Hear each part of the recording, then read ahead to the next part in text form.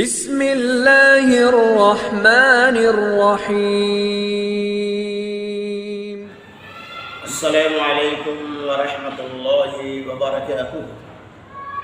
الحمد للہ وکفی وسلام علی عبادہ الذین اصطفی، اما بعد۔ عن ابی منذر رضی اللہ عنہ قال قال رسول اللہ صلی اللہ علیہ وسلم لا تسبوا الريح فإذا رأيتم ما تكرهون إلى آخر الحدیث، رواه الترمذی۔ حضرت ابو منذر رضی اللہ تعالیٰ عنہ کہتے ہیں،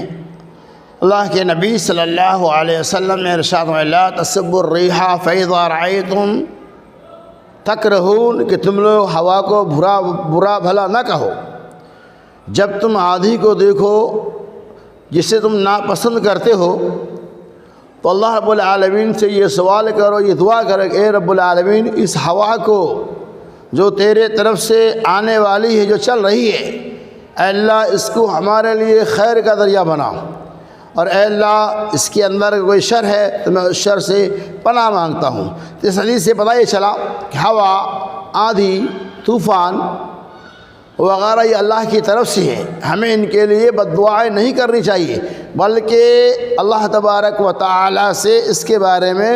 خیر کا سوال کرنا چاہیے۔ بس اوقات آپ یہ دیکھتے ہوں گے ہوائیں کبھی تیز ہوتی ہے، کبھی کبھار بارش کی زیادتی ہو جاتی ہے، جیسا کہ عام طور پہ برسات کے زمانے، بارش کے موسم میں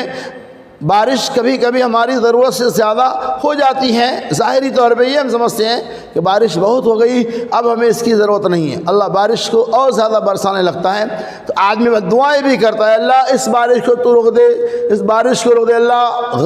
غرق ہو گئے ہم، ڈوب گئے ہم، ہمارا سارا کاروبار تباہ ہو گیا، گھر ڈوب گیا وغیرہ وغیرہ۔ اس طرح سے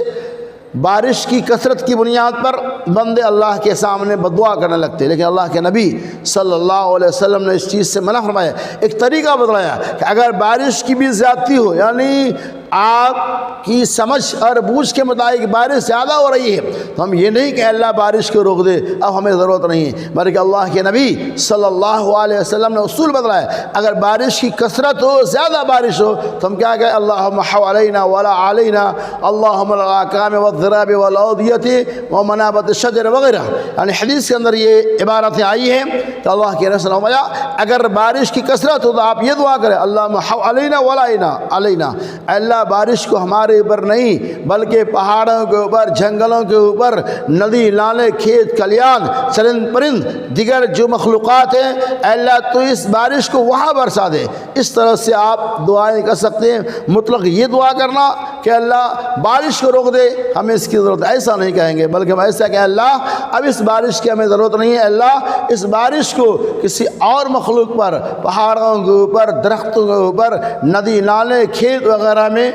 برسا۔ اس طرح سے ہم دعائیں کر سکتے ہیں۔ تو خلاصہ کلام یہ ہے کہ ہوا بھی اللہ کی طرف سے، طوفان بھی اللہ کی طرف سے، بارش بھی اللہ کی طرف سے، ان تمام چیزوں کی آمد کے بعد ہمیں ان کے لیے بد دعا نہیں کرنی چاہیے، بلکہ اللہ سے ان تمام چیزوں کے ذریعہ خیر کا مطالبہ کرنا چاہیے، اور ان کے شر سے بچنے کے لیے اللہ سے پناہ مانگنی چاہیے۔ توفیق رفیق عطا فرمائے اللہ تبارک و تعالیٰ، اس بارش کو،